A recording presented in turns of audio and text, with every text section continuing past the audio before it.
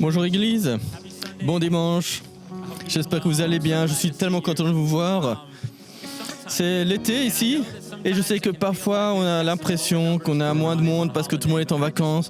Mais je vous encourage moi parce que ces dernières semaines, nous avons accueilli tellement de familles nouvelles, des gens qui sont là pour la première fois. J'ai vu aujourd'hui des nouveaux visages, alors est-ce qu'on peut maintenant accueillir chaleureusement toutes les personnes qui sont là en les applaudissant?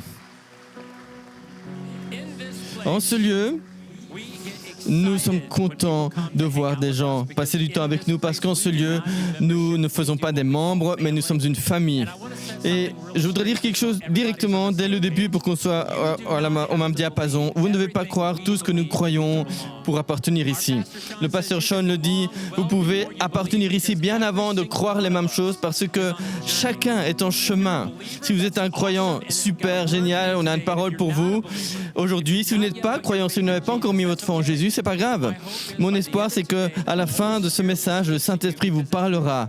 Parce que chacun d'entre nous ici, au départ, peu importe, nous étions tous des non-croyants avant et nous faisons tous partie de ce cheminement qu'on appelle la foi. Et donc, maintenant, je voudrais commencer rapidement par la prière. Père, nous te remercions. Parce qu'aujourd'hui est une journée où nous pouvons nous réunir en communauté en tant qu'Église et nous pouvons venir t'adorer, être dans la présence du Père et envoyer nos voix, envoyer nos louanges pour le ciel, pour t'honorer. Alors Père, je te parle aujourd'hui et je te demande que je sois sur le côté de cette équation et que ce soit ton Saint-Esprit qui me parle et qui donne une parole et qui résonne dans le cœur des gens. Pas parce que c'est moi qui le dis, mais parce que je pense que c'est toi, Seigneur, qui veut parler à certaines personnes, à chacun ici. C'est dans ton nom précieux que je prie. Amen. Chacun, vous pouvez prendre place. L'une des missions premières que nous avons à Red Rocks, c'est que nous existons pour faire une chose. Alors, pour ceux qui sont là depuis un certain temps, répétez après moi, nous existons pour rendre le ciel plus peuplé. Exactement, j'aime quand vous dites ça. Aujourd'hui, c'est spécial pour moi parce que j'ai 3 filles, mais 2 de mes filles aînées, demain, vont nous quitter, moi et mon épouse, pour aller à l'université. Il y en a une qui va retourner à l'université pour sa dernière année. L'autre va aller pour sa première année à l'université. Et donc c'est difficile chez nous, dans la maison, particulièrement quand je pense le matin, mais mon café le matin, parce que avec mon aînée, on prend le café ensemble. Elle boit pas nécessairement le café, mais c'est juste pour qu'on soit ensemble et je lui fais un expresso et on se met sur la terrasse et on apprécie le moment. Mais une chose qui est unique dans le café pour moi, c'est que ça remonte à toute ma vie. Je sais qu'ici en Europe, on a une culture du café, mais vous ne savez peut-être pas, mais si je demandais à ma femme de vous expliquer, moi, j'ai la même taille qu'elle, mais on a l'impression que je suis plus petit. Parce que quand j'étais enfant, mon grand-père, j'avais 10 mois, même pas un an, mon grand-père mettait du café dans mon biberon. Alors, du point de vue médical, certains disent que ça freine la croissance. Et c'est vrai, moi j'ai des jambes courtes, ma femme a des jambes longues. Et donc j'ai l'impression d'être... Enfin, vous avez l'impression que je suis plus petit qu'elle, mais en fait, on a la même taille. C'est juste que les jambes ont une longueur différente. Et donc, parfois, on dit « Ah, mais pourquoi est-ce que t'es plus petit qu'elle ?» comme ça. Mais en fait, j'ai la même taille qu'elle. Enfin, bref, ce que je veux dire, c'est qu'il y a 2 semaines, j'étais en Afrique du Sud. Et comme je l'ai dit, le café, la culture, c'est différent peut-être que pour nous, Américains. Les Américains aiment Starbucks. On n'a pas tous les cafés que vous avez. Mais donc, moi, j'étais en Afrique du Sud. J'étais content parce qu'il y avait ce magasin de café, Starbucks. Et c'était pas un Starbucks normal, c'était le Starbucks réserve. C'est-à-dire que c'est le niveau supérieur. Vous savez, ils ont des cafés de torréfaction spéciale. Ils ont des machines aussi que tout le monde n'a pas. Et donc, moi, j'ai demandé une photo. Voilà, j'ai mis ça sur Instagram quand j'étais sur place. Ça s'appelle une cafetière à dépression. C'est super. C'est marrant parce qu'on ne le voit pas partout. En Belgique, il y a certaines versions de cette cafetière à dépression, mais enfin, bon, quand je prenais ce café, je voyais le serveur, le barista le faire, le préparer. Et ma fille se moquait un peu parce que moi, j'aime faire des vidéos, les mettre en ligne sur Instagram. Et une des choses que je fais, c'est prendre différents angles de vue, etc. Et donc, le gars, là, il me dit, est-ce que tu es un producteur de contenu? Et j'ai dit oui. Enfin, j'ai pas dit j'essaye. Mais vous savez, ma fille, elle fait toujours la grimace quand je poste quelque chose. Mais bon, moi, j'aime poster des choses. Et donc, la femme, là, elle me croyait pas. Et donc, moi, je prends mon café et elle envoie un de ses employés pour me demander mon Instagram pour qu'elle puisse me suivre. Et moi, je me dis, ok, super, j'ai un nouveau follower. Mais en fait, je savais pas si j'allais vraiment faire une réelle vidéo quand je prenais les images. Mais bon, là, je me suis senti obligé de le faire. Et donc, j'ai fait la vidéo, je l'ai tagué. Et pourquoi maintenant je passe tout ce temps à parler de café? Eh bien, c'est parce que je suis père et j'aime faire les blagues. Vous savez, les blagues des papas. Et j'en ai certaines qui sont pas mal. En fait, faites semblant de rire avec moi si j'en raconte. Mais vous savez, avec Jésus et Dieu, je pense qu'ils aiment le café. Alors, c'est pas pour me moquer, c'est juste pour dire d'où cela a commencé quand je vous parle du café. Mais la première chose, c'est que quand j'étais à Starbucks, je me suis dit, où est-ce que Dieu a rencontré Moïse? Sur une terre sainte. Puis, ces miséricordes se renouvellent quand? Chaque matin. Mais comment est-ce qu'on peut commencer chaque matin sans café? Et Dieu a aussi une dose d'humour parce qu'il dit je suis le Père, je suis votre Père et je suis le Père de Jésus, mais je suis aussi j'ai aussi donné un Père terrestre à Jésus, Joseph. En fait, là, il fait des blagues sur le café. Il y a des jeux de mots, il y a des noms de marques en anglais qui fonctionnent avec le café. Donc, ok, si ces blagues vous ont fait rire, ok, c'est bien. Sinon, j'essaierai d'autres blagues plus tard. Mais comme Fidèle l'a dit au commencement, nous avons commencé cette année avec la parole, le mot de l'année, qui est plus, qui est basé sur Ephésiens 3:20. Parce que nous croyons que Dieu a quelque chose de tellement plus pour chacun d'entre nous dans cette pièce pour 2025. Et donc, je voudrais vous lire ceci pour vous rafraîchir un peu la pensée. Alors, à celui qui est capable de quoi? De faire immensément plus que ce qu'on peut imaginer, plus que ce qu'on peut demander ou imaginer, selon sa puissance qui agit en nous. Et c'est juste comme ça que je pense à ce passage et je me dis, plus.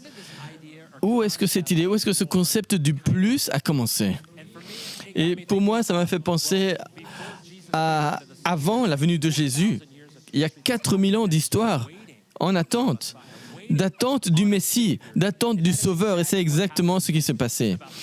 Il y a 2000 ans, Jésus est entré sur scène et il est devenu quelque chose qui est tellement plus que ce que tout le monde avait expérimenté.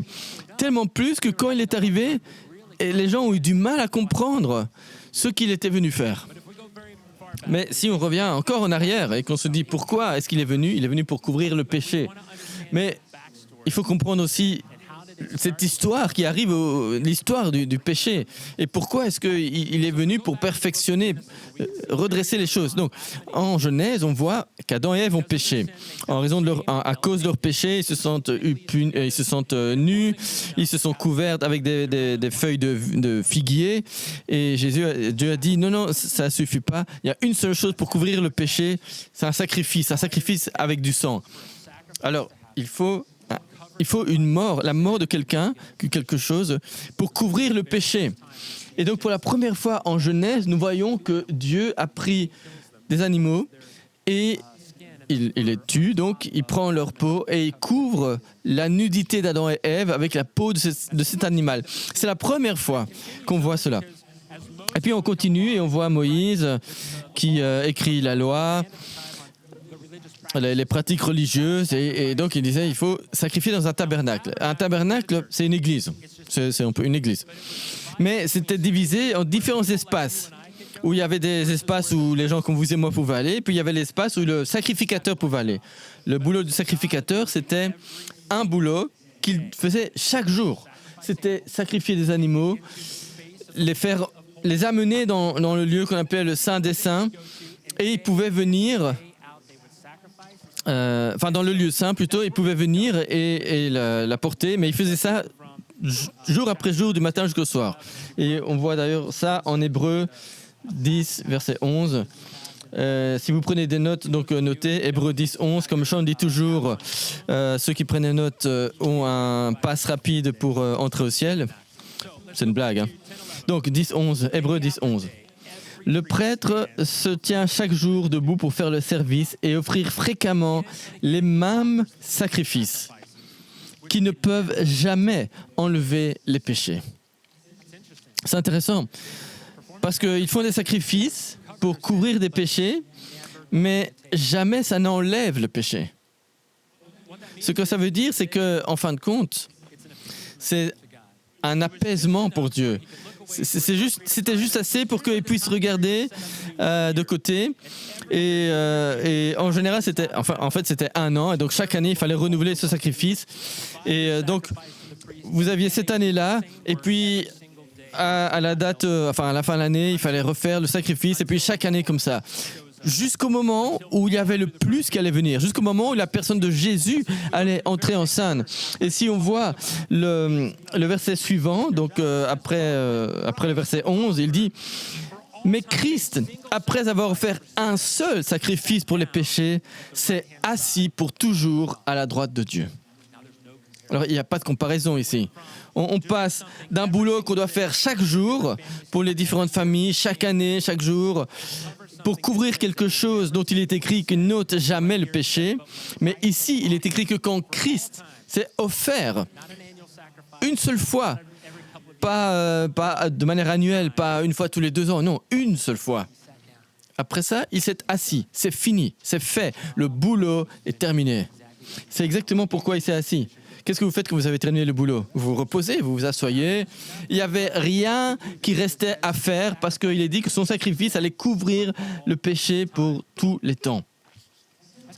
C'est un peu dur de comprendre la grâce, parfois. Et je pense qu'on essaye parfois de comprendre ce qu'est la grâce. Quelque chose qui est ni mérité, ni gagné, c'est la faveur de Dieu. Et on se dit quand même, qu'est-ce que je dois faire pour la mériter? Pourtant, on ne peut pas la gagner. C'est pas mérité. On ne peut pas gagner. On peut rien faire pour l'avoir. Juste mettre sa foi en Jésus. Et c'est difficile parce que certains pourraient se dire, oui, il couvre le péché des autres, mais moi, j'ai un péché spécial. Moi, je suis unique, tellement spécial. J'ai fait quelque chose de tellement mauvais, tellement mal, qui est trop différent des autres. Il peut pardonner les autres une fois pour tous. Oui, mais pas moi. Moi, j'ai fait des choses qui sont trop terribles. Vous savez, Dieu s'est assis parce qu'il a dit que tout est accompli. Même sur la croix, les dernières paroles de Jésus, c'était « Tout est accompli ». Il s'est assis. L'œuvre est terminée. Mais nous, on dit quand même encore, « Oh, mais Dieu, tu comprends pas. Vraiment, mon péché, il est sérieux. Ce que je fais dans les ténèbres, ce que je fais des portes fermées, et quand je pense que personne ne me voit, je ne voudrais pas qu'on le sache, parce que je sais que tu ne me couvres pas. » Mais voyez-vous, c'est fou de penser que... En fait, ce qu'on dit vraiment, c'est qu'on attend un jugement. C'est comme si on constamment regarde par-dessus notre épaule en disant « Seigneur, tu m'as vu faire ça? Est-ce que tu vas venir me punir ?» Les gens disent que tu vas revenir un jour. Est-ce que ça veut dire que tu vas venir me juger? Est-ce que ça veut dire que tu viens me condamner parce que je ne me sens pas bien, je ne me sens pas bon à cause des choses que j'ai faites et ça me pèse. Mais Christ est venu faire exactement cela, ôter cette chose qui pèse. Et il a dit « Moi, tu veux être connecté à moi parce que je suis le sacrifice qui va te connecter au Père. Mais avant cela, tu dois être un avec moi. » Et comment ça se passe? En mettant ta foi en moi. Et donc, le titre du message aujourd'hui, c'est « Communauté ». Mais communauté avec, en anglais, il y a le jeu de mots, c'est « comme », donc c'est « venir », « unité ». Communauté, communauté. Donc, venir en unité. Voilà. Donc, cette histoire de communauté, ça commence avec une seule chose, la foi en la personne de Jésus. Ça nous unifie en tant que croyants à la personne qui est devenue le sacrifice pour nous. en hébreu dans les versets suivants, parce qu'on va continuer dans ce chapitre, les différents versets de Hébreux 10. Et j'espère que ça va faire rentrer ce message dans votre cœur, parce que je voudrais vraiment que vous compreniez la perspective de Dieu sur le jugement et sur la grâce. Donc, si on prend le verset 13, il attend désormais, donc depuis ce temps-là, que ses ennemis soient réduits à lui servir de marchepied. Ça veut dire quoi, lui servir de marchepied ? Ça veut dire pas que... ça veut pas dire qu'il attend qu'il y ait un marchepied qui apparaisse devant lui dans son salon. Non. Le marchepied, en fait, à cette époque, c'était... Vous êtes sur le terrain de bataille, le champ de bataille, et puis vous avez vaincu votre ennemi, et vous mettez votre pied sur la nuque de votre ennemi, pour représenter donc, le fait qu'il a été soumis, que vous avez soumis cette personne, votre ennemi. Et donc dans ce cas-ci, c'est ce que Jésus est en train de dire. Ses ennemis, c'est le diable et les démons, eh bien, ils seront le marchepied de Dieu. En effet, par une seule offrande, il a conduit à la perfection pour toujours ceux qu'il rend saints. Est-ce qu'il y a quelqu'un ici qui a son verset de vie? Vous savez, il y a un verset dans la Bible qui est le verset vers lequel vous vous tournez à chaque fois. Quand on me pose la question, quel est ton verset préféré? Quel est le verset de ta vie? Et moi, en fait, je ne peux pas dire que j'ai un verset préféré, parce que une semaine, ça peut être l'un, et puis après, ça peut être un autre. Mais je me souviens, il y a quelques années, j'écoutais un message du pasteur Sean, et il avait lu ce verset. Et ce verset a résonné en moi très longtemps. Et encore maintenant, il me reste à cœur.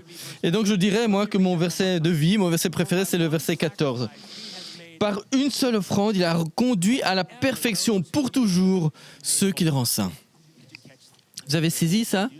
L'utilisation de mots, il a rendu parfait, il a conduit à la perfection pour toujours ceux qu'il rend saints. Donc il a conduit à la perfection passée, ceux qu'il rend saints présent. Ça veut dire que c'est fini, c'est terminé, il l'a fait. Il n'y a rien d'autre qui peut changer ça. Vous mettez votre foi en Jésus, boum, c'est fait.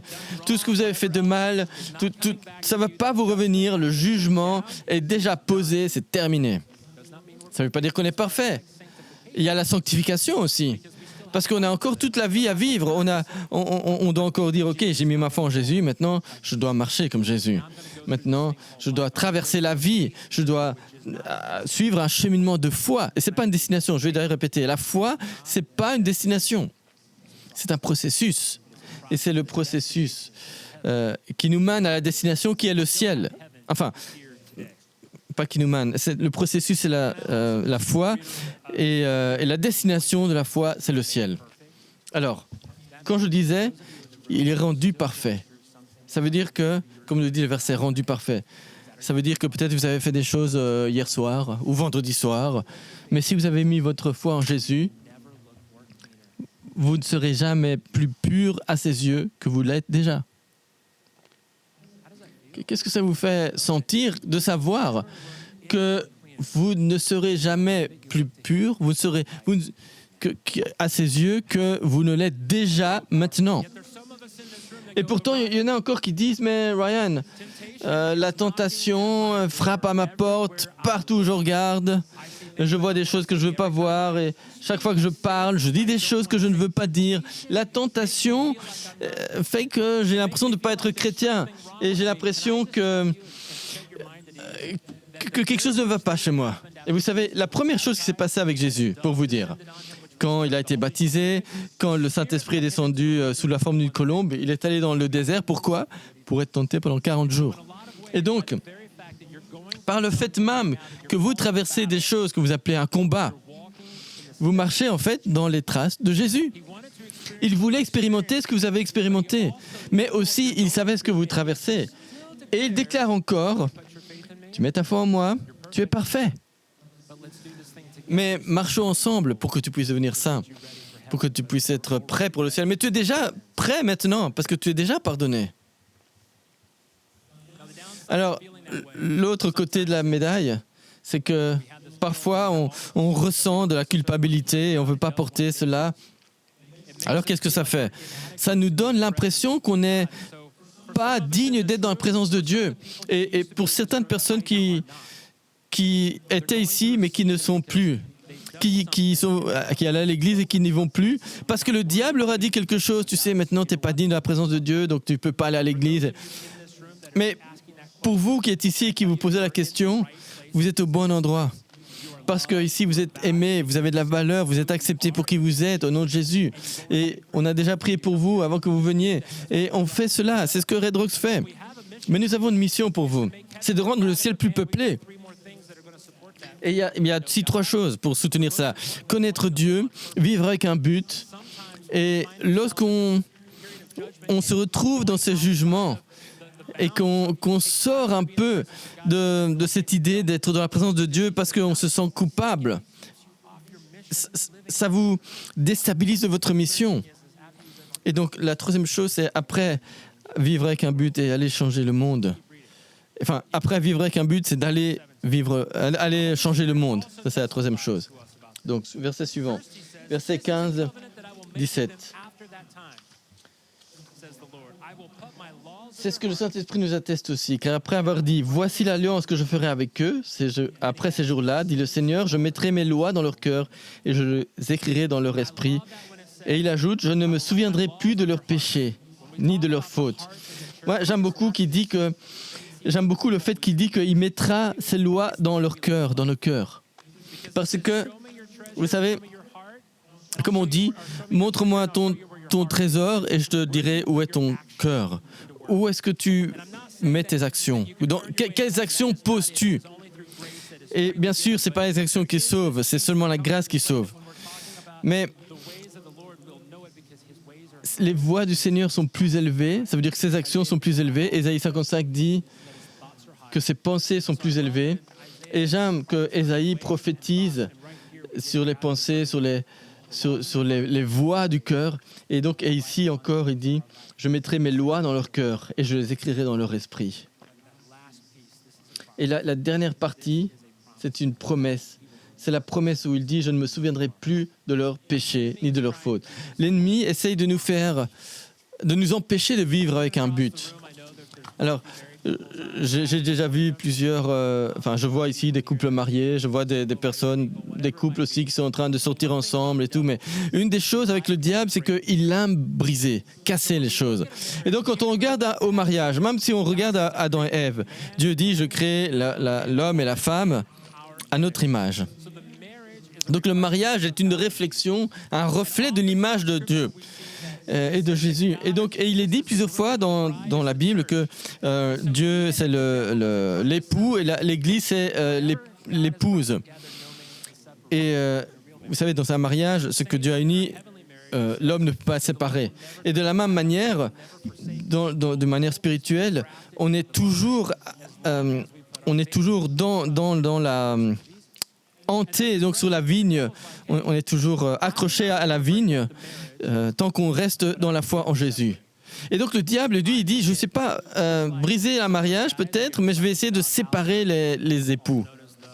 Vous savez, parfois, il y a dans un couple, les deux ne s'entendent plus, et donc il y en a un qui va sur le divan et l'autre il va dans la chambre, comme ça. Alors, je peux vous dire que ça peut nous arriver, à mon épouse et moi, la semaine, on n'a pas de problème, mais le week-end, le diable fait qu'on se dispute parce que le diable ne veut pas qu'on démontre l'unité. Et je pense que nous ne comprenons pas parfois que lorsqu'on se sépare, lorsqu'on ne se sent pas adéquat assez pour être dans la présence de Dieu, lorsqu'on se sent indigne d'être dans la présence de Dieu, en fait, c'est le meilleur moment pour entrer dans la présence de Dieu. Parce que son boulot, c'est de nous accueillir, c'est de nous protéger, c'est de nous restaurer, c'est de nous faire sentir mieux, parce qu'il nous dit « Tu es mon enfant, tu es mon héritier, mon héritière », il nous dit des promesses. Il nous valide ainsi. Mais lorsqu'on est seul, à part avec Christ, quand on est seul, notre impact est très limité. Il est dit, donc Jean 15, « Je suis le cep, vous êtes les sarments, celui qui demeure en moi et en qui je demeure porte beaucoup de fruits. Mais sans moi, vous ne pouvez rien faire. » Donc on doit rester connecté, on doit rester unis avec le Sauveur. Hébreux 10, 18. Or là où il y a pardon des péchés, il n'y a plus à présenter d'offrande pour le péché. Il n'y a plus besoin d'offrande pour le péché. Donc, le péché, c'est passé, mais il n'y a plus besoin de sacrifice. Alors je pense qu'il y a quand même des gens ici qui se disent « Oui, mais ok, j'entends ça, j'entends bien, mais je voudrais bien croire. » Mais on ne peut quand même pas payer nos dettes comme ça. Je vais donner une analogie. Est-ce qu'il y a des gens qui sont propriétaires de leur maison ici? Ou quelqu'un qui veut être propriétaire de sa maison?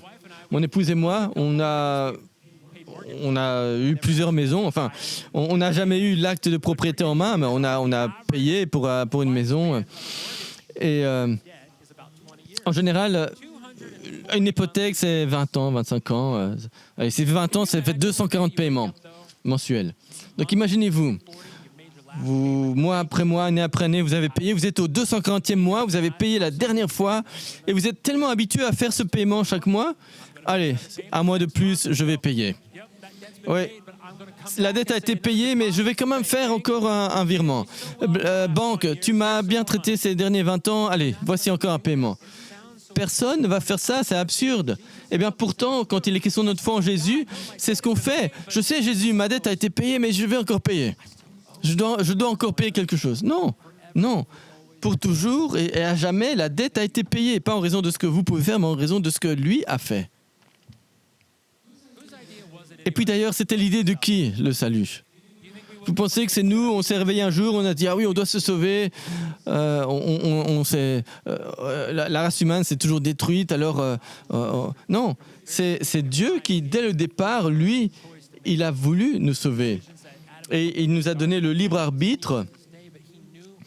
Et depuis Adam et Ève, l'homme, il choisit le mal. Parce que Dieu nous donne le choix. Mais Dieu nous donne aussi la manière de sortir de nos mauvais choix.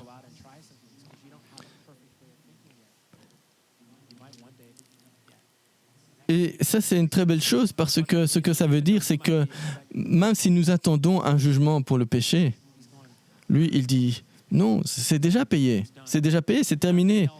Et il n'y a rien de quoi t'inquiéter. Mais continuons pour arriver au point numéro 2. Alors qu'il est question d'unification avec la personne de Jésus, pensez au temple. Dans le temple, il y avait 3 pièces, 3 salles. Donc la première salle, c'était là où tout le monde pouvait aller. Puis il y avait un rideau, très grand rideau. Il faisait environ 20 mètres de haut et 10 mètres de large. Une dizaine de centimètres d'épaisseur. Et ce rideau, il était conçu pour quoi? Pour séparer les gens de la présence de Dieu. La Bible nous dit que si on se tient dans la présence de Dieu, on meurt. Parce que Dieu ne peut pas être en présence du péché. Et donc, la seule personne qui peut entrer dans cette salle, qui était divisée qui était obstruée donc, par un rideau, c'était le sacrificateur. Et c'était un travail difficile parce que même si lui devait censément vivre selon un standard plus élevé, il était toujours humain. Et donc, ce qu'ils faisaient, les gens, c'est qu'ils l'envoyaient dans cette salle, le Saint des Saints, et on lui accrochait une corde à la cheville. Parce qu'on n'était pas sûr qu'il était prêt à entrer dans le Saint des Saints. Et donc, si on entendait qu'il tombait, ça veut dire qu'il était mort, et avec la corde, on pouvait le tirer et le sortir de là. Mais c'est très différent de ce qui se passe au verset suivant. Nous avons l'assurance d'un libre accès au sanctuaire par le sang de Jésus. En Hébreux 10, 19. Et donc, le prêtre, il pouvait rentrer dans ce lieu saint, le Saint des Saints, mais il n'était pas sûr de continuer à vivre. Mais maintenant, vous savez ce qui s'est passé au moment où Jésus est mort à la croix?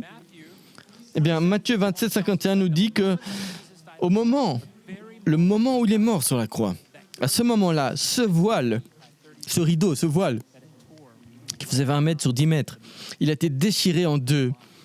Pourquoi? Pourquoi est-ce que ce rideau a été déchiré? Parce que Jésus est devenu le rideau.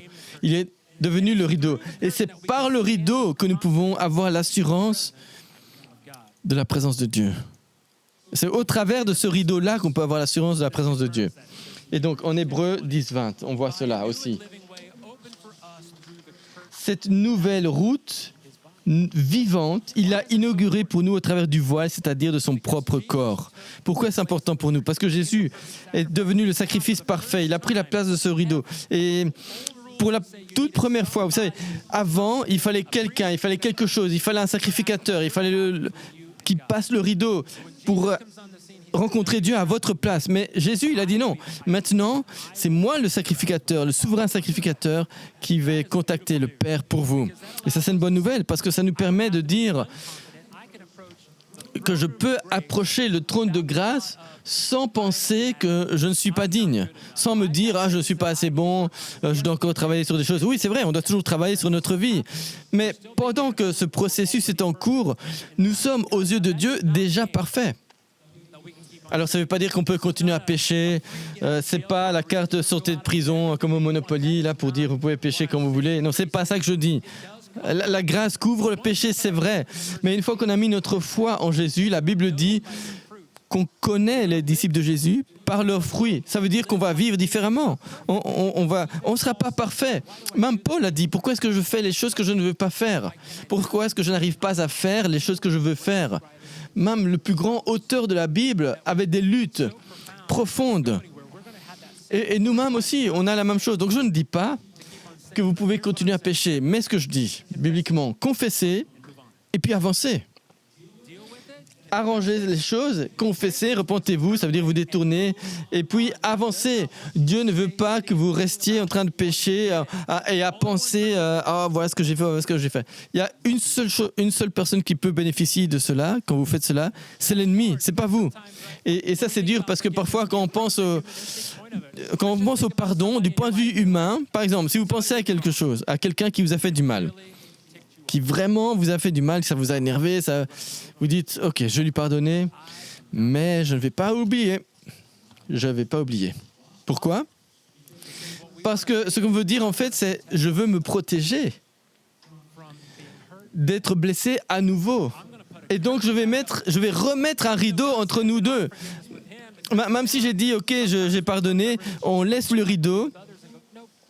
Et donc on dit, ok, il y a le rideau, reste de ton côté. Pourquoi? Parce qu'on a peur. On a l'habitude d'être, de penser qu'on n'est pas digne. Mais ces paroles viennent de l'ennemi, ne viennent pas de Jésus ou de Dieu. Parce que Jésus nous a déjà dit, en hébreu, qu'il pardonne et qu'il oublie. C'est terminé, c'est fini, c'est terminé. Avancez.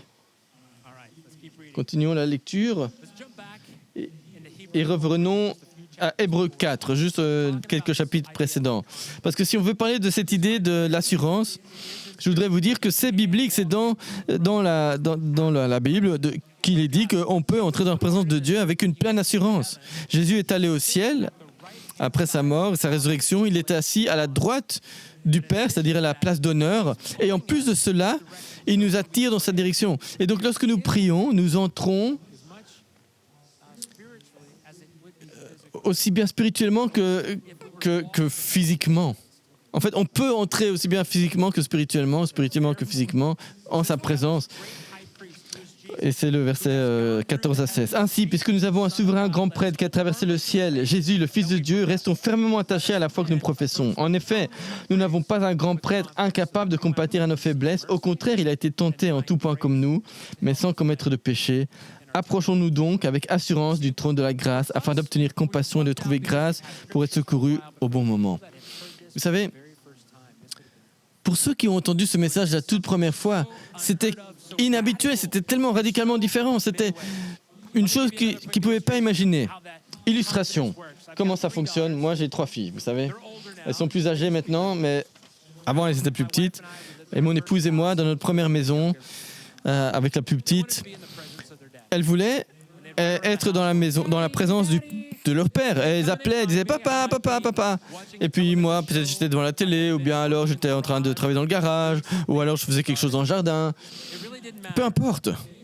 Elles voulaient quelque chose de spécial pour elles, c'est-à-dire être en ma présence. Alors je vais vous dire que mes filles n'ont pas toujours fait les choses bien, et j'ai dû parfois les punir. Et malgré les punitions, et c'est aussi ce que Dieu fait avec nous, et il nous punit parfois enfin, en anglais c'est discipliner, donc, et donc c'est en fait pour nous protéger. Comme les parents punissent parfois leurs enfants pour les protéger. Et même si voilà, que mes filles, je les avais punies, elles voulaient encore être dans ma présence. Et vous savez ce que je ne faisais pas lorsque elles venaient me voir et que j'étais devant la télé. Je ne jouais pas ou regardais la télé avec elles en disant « Oh là là, je suis vraiment déçu de toi, tu sais, vraiment ce que tu as fait. » Non, je parlais plus de leur passé, de ce qu'elles avaient fait. C'était passé, j'allais de l'avant. Voilà, donc je leur disais « Ok, apprends la leçon, mais va de l'avant. » Et je crois que Jésus fait la même chose. Et c'est cette pensée que parfois notre marche de foi, on est tellement centré sur nos péchés, alors qu'on doit être centré sur Christ. Mais c'est le diable qui veut qu'on pense toujours à ce qu'on fait de mal. Et donc, lorsque nous pensons à ça, on en revient à ceci. Disons que hier soir, vous êtes au club et puis vous êtes sorti avec quelqu'un, vous avez couché avec quelqu'un qui n'est pas votre partenaire ou pas votre conjoint. Peut-être que vous avez été énervé, vous avez insulté quelqu'un, ou alors sur la route, vous avez, je sais pas moi, manqué de contrôle. Ou alors parlons de pornographie. Il y a des chances que récemment, quelqu'un est allé sur un site pornographique. Je dis cela parce que 50% des hommes ont des luttes contre la pornographie. Et ils ne sont pas seuls. Les femmes, c'est une femme sur 3. 33% des femmes luttent aussi contre la pornographie. C'est un problème majeur. C'est une dose de dopamine que le corps aime, mais qui lutte au point de vue spirituel et dans notre âme. Et quand on fait cela, parfois, on se dit « Oh, j'ai pas envie d'aller à l'église », alors que ça devrait être le contraire. Le péché est là, mais peu importe. Le Seigneur veut qu'au moment où vous péchez, vous vous en détourniez, vous le confessez, et puis vous entrez dans sa présence. Entre dans ma présence, il dit. Mais certains se disent, Ryan, mais tu prends les choses à la légère, là. C'est un sujet très lourd, le péché est lourd. Mais vous savez, moi je suis pasteur et j'ai l'occasion de rencontrer plein de personnes, prendre du café avec eux, discuter, voir les luttes qu'ils ont. Vous savez, et on a du mal, et on se dit, oui, je veux être un bon chrétien, mais la semaine passée, hier soir, j'ai mal agi, j'ai péché. Je peux vous dire que le diable, le modus operandi du diable, c'est de vous dire, moi je suis le tentateur, parce que Dieu ne tente pas. On ne peut pas tenter quelqu'un à faire le bien.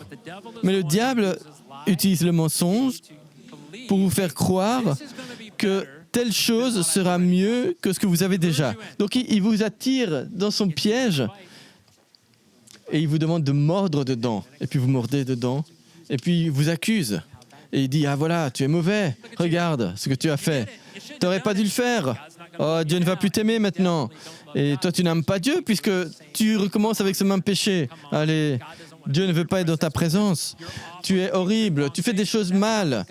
Mais ce n'est pas du tout ce que Dieu dit, non. Dieu dit, non, confesse-le, bibliquement, repens-toi, et puis avance. Viens à moi, je te donnerai du repos.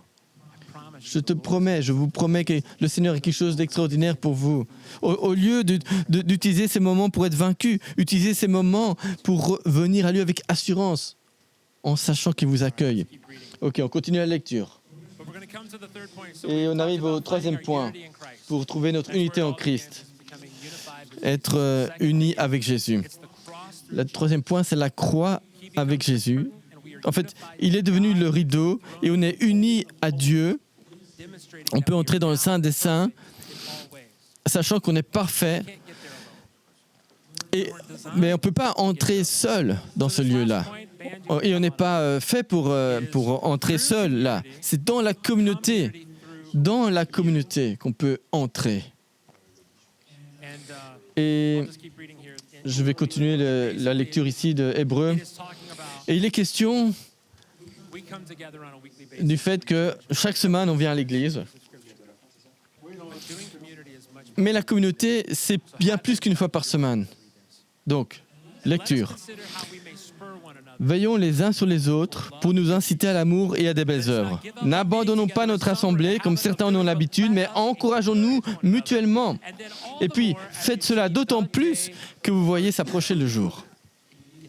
On va laisser le verset quelques instants. Voyez-vous, dans le contexte, après ce qu'on a lu, il est dit « N'abandonnons pas notre assemblée comme certains en ont l'habitude ». Il est très facile de se dire « Ok, ils se réunissaient comme cela et moi je vais à l'église, j'allais à l'église mais j'ai arrêté d'aller à l'église et puis vous êtes venus, ok, très bien ». Mais si on prend Actes, très rapidement, les premiers chrétiens, la première église se trouve en Actes, et en Actes 2,46, il est dit « Chaque jour, avec persévérance, ils se retrouvaient d'un commun accord au temple. Ils rompaient le pain dans les maisons et ils prenaient leur nourriture avec joie et simplicité de cœur. » Donc, quand ils ont commencé à se rencontrer, ce n'était pas une fois par semaine. C'était qu'ils vivaient ensemble, vraiment. Le pasteur Sean, le pasteur principal ici de Red Rocks, dit toujours que quand il est devenu chrétien à Springfield, en Illinois, son pasteur lui disait à l'époque « Montre-moi tes amis et je te montrerai ton futur ». Et c'est vrai, c'est tellement vrai. Parce que si on regarde aux gens autour de nous, et si on regarde autour de nous, qui nous pointe vers le roi, qui nous pointe vers la vie, qui est le miroir de la marche de Christ, qui rend ma vie meilleure, qui est en train de déclarer « Je suis digne de quelque chose, je ne suis pas indigne de sa présence ». Je crois qu'à Red Rocks, nous avons des groupes, vous savez, des petits groupes, les gens qui se réunissent. Il y a différents formats, il y a dans des week-ends, une fois par mois, chaque semaine, dans les maisons, dans des voyages, des week-ends. Mais on n'est pas une église qui a des groupes, on est une église qui est définie par ces groupes, parce que c'est là que la communauté commence, se réunir, les femmes. Écoutez, je vous encourage, moi, si vous n'êtes pas déjà dans un groupe de femmes, vous pouvez faire cela en plus d'un petit groupe de maison auquel vous participez déjà. Mais vous devez aller faire des petits voyages entre vous, aller à Paris, peut-être à Londres, je ne sais pas où. Mais ce que je veux dire, c'est n'allez pas vivre votre vie toute seule, n'allez pas dans des clubs, mais allez vous rencontrer. Et pour les hommes, pareil. Trouvez des gens qui vont vous édifier, qui vont dire « Tu es aimé, tu es un enfant de Dieu et tu as de la valeur ici. » Et on s'encourage comme cela quand on se raconte notre témoignage, on s'encourage quand on trouve des gens qui traversent les mêmes difficultés, qui ont eu les mêmes difficultés que nous et qu'on peut se réunir. Mais ça ne s'arrête pas là. Voyez-vous, l'Église est appelée à être le sel et la lumière. Le sel ajoute du goût. La lumière apporte une luminosité dans le lieu où on se trouve. Et donc, que ce soit dans votre groupe ou dans un autre groupe sponsorisé par Red Rocks, assurez-vous qu'il y ait des croyants, des gens qui croient en Christ, qui suivent Christ. Et puis, encouragez-vous les uns les autres, et puis après, allez être le sel et la lumière du monde. Parce que, une fois qu'on connaît Dieu, par Jésus, on commence à connaître, à construire la communauté. Et on peut commencer à vivre avec un but. Et on peut prendre ce qu'on a et l'emmener au monde. Mais si on ne change pas le monde, le monde ne sera pas plus peuplé. Mais c'est ce que nous essayons de faire, nous. Essayer de peupler le ciel. Ok, donc verset 25. N'abandonnons pas nos assemblées comme certains en ont l'habitude, mais encourageons-nous mutuellement et faites cela d'autant plus que vous voyez s'approcher le jour. J'ai lu ce verset très souvent dans ma vie, peut-être 10-15 fois. Enfin, je dis que c'est souvent, c'est 10-15 fois. Mais j'avais jamais remarqué que le mot « jour » est avec une majuscule. En fait, là, c'est en anglais, parce qu'en anglais, les jours de semaine sont avec une majuscule. Et ici, le jour est aussi avec une majuscule dans la version anglaise. pas en français, mais en fait, là, c'est juste pour dire que c'est le jour du jugement. Mais c'est pas pour nous juger, nous. C'est ce jour du jugement des autres qui va prendre ceux qui ont cru et pour les emmener au ciel. Et si vous croyez qu'un jour vous serez unis avec lui, ce jour vient. Et bien sûr, on ne connaît pas le jour, on ne sait pas l'heure, mais c'est pour ça que nous sommes ici, parce que sans Jésus, il n'y a aucune raison de se réunir. Et je voudrais terminer en disant que pour certains ici, mon espoir et ma prière, c'est que vous mettiez votre foi en Jésus. Mais je sais aussi que parfois c'est difficile parce qu'on se dit toujours « je me sens pas digne ». Alors souvenons-nous de ces versets en hébreu. Et j'espère qu'au travers de ce qu'on a lu, vous avez pu comprendre que Dieu a accompli, Jésus a accompli ce qu'il faut. C'est terminé. Maintenant, allons changer le monde. Et il y en a certains ici qui peut-être n'ont jamais mis leur foi en Jésus. Peut-être que c'est aujourd'hui qu'il faudrait le faire. Je ne sais pas, mais j'espère bien. Et je prie pour que ce soit le cas, parce que je vous promets, ça sera la meilleure décision de votre vie. Et si vous regardez autour de vous, même si il y a un peu moins de monde aujourd'hui à cause des vacances, mais il y a des gens qui veulent être avec vous, qui veulent vous encourager, qui veulent vivre avec vous. Moi, je veux faire ça avec vous, moi, je veux prier avec vous. Et donc, je vais demander qu'on baisse la tête et qu'on ferme les yeux. Et s'il y a quelqu'un aujourd'hui qui dit « Ryan, je ne savais pas que j'avais cette culpabilité, mais c'est la première fois que je comprends qu'il y a un chemin, qu'il y a de l'espoir, que cet espoir c'est Jésus et que je n'ai pas besoin de vivre une vie de perfection, je n'ai pas besoin de croire tout ce que autour de moi croit pour appartenir déjà. Je peux commencer à appartenir et tu vas me montrer comment croire, tu vas me montrer les domaines de ma vie que tu veux modifier. Mais ça commence avec une décision. Et si aujourd'hui vous voulez prendre cette décision, si aujourd'hui vous voulez dire oui pour la première fois, je vous demanderai de peut-être sortir un peu de votre zone de confort. On n'a pas de... Il n'y a pas de rideau maintenant pour vous cacher. Et donc, je vous demanderai d'avoir le courage. Mais sachez que vous n'êtes pas seul. Tout le monde ici qui est croyant veut être à vos côtés parce que c'est notre mission. Et si c'est la première fois dans votre vie où vous voulez dire oui à la personne de Jésus, levez la main. Et je veux honorer cela, respecter cela, et en demandant à chacun de garder les yeux fermés. Si vous avez trop peur de lever la main, je comprends, mais on va quand même prier. Alors priez avec moi si c'est quelque chose que vous voulez aussi, dans votre cœur, demandez à Jésus, demandez Jésus dans votre cœur et mettez votre foi en lui. Alors faites cette prière. Père, je ne sais pas grand-chose sur toi, mais je sais que tu es le sauveur du monde, au travers d'un seul sacrifice parfait. Je sais que tu es descendu du ciel parce que tu m'as aimé, tu es mort à la croix, tu as vaincu la mort par ta mort, ton ensevelissement et ta résurrection. Et à partir d'aujourd'hui, je veux te faire confiance. Je veux te donner les clés de ma vie et je veux changer ma direction pour être en ta présence et je te choisis. Et Père, je veux te prier pour chacun qui est ici, pour toutes les personnes qui ont écouté les mensonges de l'ennemi. Je prie pour que ton Saint-Esprit les guide maintenant qu'ils ont entendu la bonne nouvelle de l'Évangile, peut-être avec une autre perspective, eh bien qu'ils puissent s'en souvenir et ne jamais l'oublier, savoir que le salaire du péché a déjà été payé, la dette du péché a déjà été payée. Et maintenant, ils sont aimés, ils ont de la valeur, tellement que tu es mort pour eux. Il n'y a aucun péché que nous pouvons faire qui va te surprendre. Tu as déjà vu tout cela. Dès avant l'histoire dès avant l'histoire du monde, tu savais tout ce qui allait se passer.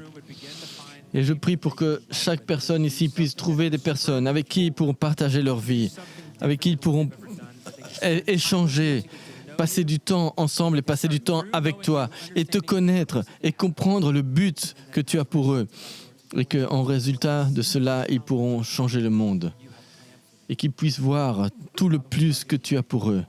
Nous te remercions et nous t'aimons, Seigneur. Merci pour tout ce que tu as fait. Tout le monde dit Amen. Levons-nous et nous allons terminer par un moment de louange.